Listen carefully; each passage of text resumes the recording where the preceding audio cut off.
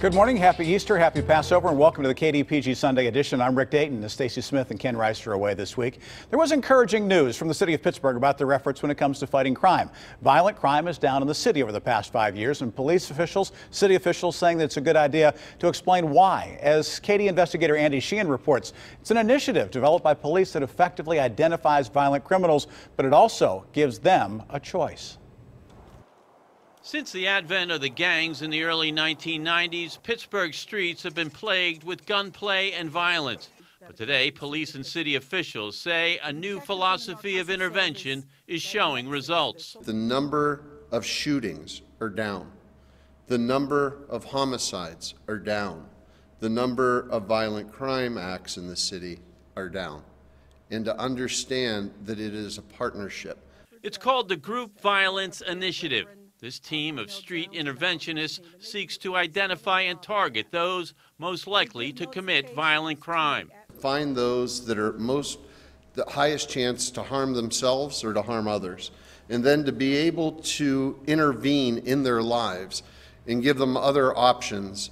Headed by coordinator and former prison minister Cornell Jones, the team meets face-to-face with violent criminals and gives them those options. It's a carrot and a stick, right? It's a carrot and a stick, yes, sir. The carrot is a package of social services that could provide the person safety, counseling, and job training, a way out of the life. To say, hey, we want you to live, we want you to stay out of prison, and we want you to walk in your purpose because we care about you. The stick, for those who reject that offer, is the heavy arm of law enforcement. All of our resources from law enforcement on not only that person, but their group in total. By working together with community groups, police say the results are clear. A 12% reduction in violent crime last year, an 8% reduction over the past 5 years. This program was tried a few years back, but organizers said it failed because it didn't have the buy-in from the rank and file. Now the city says the Bureau is behind it, and it's starting to show results. In Manchester, Andy Sheehan, KDKA-TV News. This morning on the Sunday edition, the KDPG Sunday edition, we take a closer look at the number of strategies and the changing role that police have in their interactions with communities they serve. And later this morning, we will hear from Levani Bickerstaff, the Assistant Police Chief in the city of Pittsburgh, and the Reverend Cornell Jones, who works with the Group Violence Intervention Unit, or the GVI, in the city of Pittsburgh. But right now, we start with Pittsburgh's Police Chief Scott Schubert and Pittsburgh Public Safety Director Wendell Hisrich. And talk about this program is David Shribman, Executive Director of the Pittsburgh Post-Gazette, also with us for this morning's discussion. Good morning. Morning. Gentlemen, thank you for being here. Morning. Thank you for having us. Thank you. Where do we stand right now, and how far along in the process are we right now when it comes to community policing? Scott? So I think we've come leaps and bounds. We've always had the engagement with the community, but I think we've really come over the last maybe 2-3 years of really increasing that it's not a program, it's not a project, it's a philosophy of who we are. We have to be able to communicate and have trust with the community, and we need the community to have faith in us and trust in us. So that's one of the things we're doing so much to really get out there in the community, get to know the youth. We do a lot of things as far as coffee with cops. We do sporting events with the youth in the community. We've partnered with the Pittsburgh Steelers to help get that engagement with the youth in the community. So it's something we do 24/7. But it all comes down to everybody having that mindset that this is what it's about. This is 21st century policing, and to truly make a difference, we need to partner and we need to work together. Chinese New Year, for instance, you were out there with people, talking to them and things like that. We have a picture from that particular day. What sorts of things are gained by being there? So, I mean, this is Pittsburgh. I mean, we're all in this together, and it's important that everybody has a voice in that, and that's one of the things we try to make sure that when we're going out into the community, and I'll just throw out the South Hills Beachview Zone 6, they have a strong engagement with the Latino community, and it's important that we have that interaction, that we understand one another, and that we work together to make Pittsburgh, we're a great place, but we're going to make it better. Well, here's the question. You say this is not a project or a philosophy. Has it been tried elsewhere? Is this the notion of how you do policing in 2018? Well, I say yes, because if you look around at other agencies, and I've had the the luxury of going to meetings with chiefs from all over the country, and this is where it's at. People realize it's a different game now of how we do this to ensure that we can't do this alone. The community can't do this alone. We have to work together to do it. If you look at what we're doing, you look at NYPD. I mean, they've completely changed the culture of their department on throwing officers back into the community to work with the community to make that community better. What are the problems in that community? How can we work together to help make it better for the residents? And do your police officers enjoy doing this work? Does it enhance their work? I think it does. I think it gives them an opportunity to make a difference in what they do. It's not I'm just going to respond to this crime or I'm going to respond to this call. It gives them an opportunity to help make a difference, so maybe there won't be that call down the road, so we can prevent it that way. Is it more than community policing, Wendell? Meaning, does it apply to fire? Does it apply to EMS? Does it apply to paramedics as well? By all means. I mean, the technology has to be also the 21st century, and we're doing that right now. You know, the expansion of the ShotSpotter program, where there's constant monitoring for shots being fired. We're going to expand that. Right now we have it at Zone 5, 3 square miles. We're going up to 18 square miles, probably by the end of the year. We've taken statistics over the last 2 years where there's been calls for shots fired or homicides or shootings. We've taken that and basically circled around that area, and those areas will be covered by ShotSpotter by the end of the year. What does ShotSpotter do? I mean, in addition to simply, this is a place where we heard something, the sound of gunfire, what else does it do in terms of first responders, police getting there, paramedics, Correct. medical care? There are times that we don't even get 911 calls on shots being fired or individuals that potentially could be injured.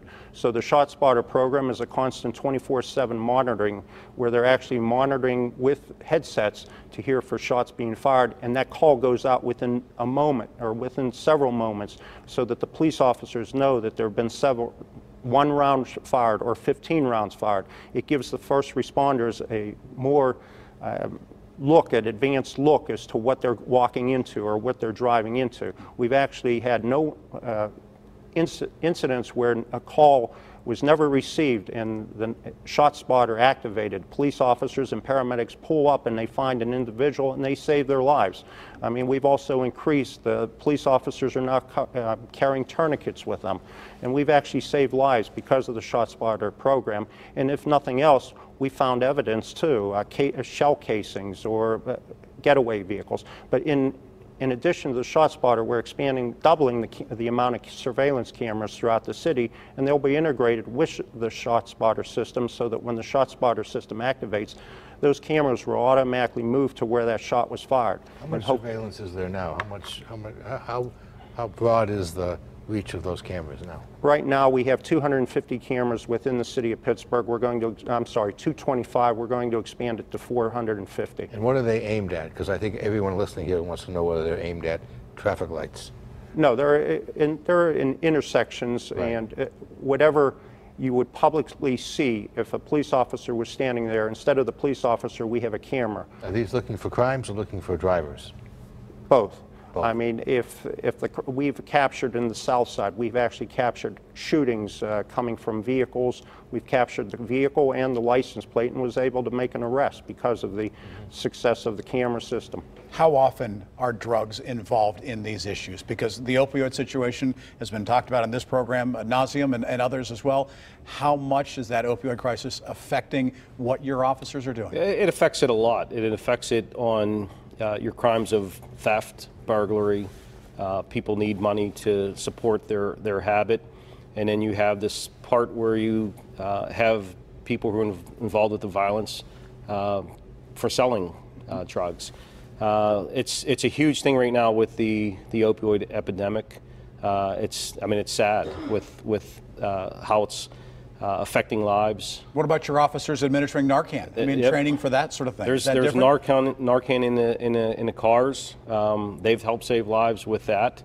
If you'd asked me, a few years ago, actually, when the director wanted to put them in the cars, I thought we're never going to use them because our medics are good, first responders, fire are good, and I didn't think we'd need them, and our officers are using them to helping save lives. Right. Things like carfentanil, fentanyl that's out there in the street. Wendell, you know this from being a first responder. How about the preparations for those men and women to make certain that they're not handling substances that can kill you in a very small dose? We had an incident within the past several months where the SWAT team went into a structure. They weren't expecting the individual to be in there, basically manufacturing and distributing the drugs. We had to precautionarily send the officers to the hospital. So within the past month, we purchased respiratory protection for the SWAT officers, of which there will be a procedure that they will utilize that going into any possible drug structures where there's manufacturer distributing drugs. So it is a concern, and as the chief mentioned, the Narcan is not only for the public, it is for our own use too. So that we have basically police officers, paramedics, and firefighters carrying Narcan now. This notion of community policing and things like that, we see what's happening in Sacramento, where there is distrust for the police. Does dealing with the opioid situation, does dealing with wearing body cameras, does dealing with ShotSpotter, does that help or hinder the distrust that may exist within some communities? They're saying, well, now you're watching. Now you don't trust us enough that you're putting these sorts of things in place. Do you see where I'm coming with that, Chief? Does that make sense? I do. I think it helps. I think it helps build that trust, because in order to have a relationship, you have to have some trust and build that relationship. I think the body-worn cameras help everybody. I think because it keeps a sense of honesty on both sides and keeps people in check with that. As we were talking before, if you think about it, everybody's got a body-worn camera. Everybody's got a cell phone. Everybody's got a cell phone, so people are videotaping what's going on. I think it's important to have the officer's perspective as well, and the audio of what's going on in that conversation. And I think it helps. If somebody has a complaint against a police officer, that can be used. And if it's a criminal investigation, that's evidence that can be used for the trial. One of the things we talked about before, you can take that body-worn camera even off your jacket. You got one on yours, and if you need to see somewhere without sticking your head up, you can do that much more safely with the camera. I've seen one in we did one up in Sheridan where there's kids that ran into a vacant house, and the only way to get up to the attic area was going up through the hole in the ceiling. And one of the officers, that's what he did. He used his body-worn camera, put it up, looked on his phone. And his phone, in this case, literally is monitoring what is the live feed right there of what's coming through your camera. So you get to see what's going on. It helps protect the officers. As you turn that around, it shows right there. Somebody else can monitor exactly what's going on. So I think it's a great resource for our department, and we're on our way to getting all of our uniformed officers equipped with it. And I think it's the way of the future for 21st century policing, is trying to be as transparent as possible. And I think the videos will help everybody. How does that help transparency?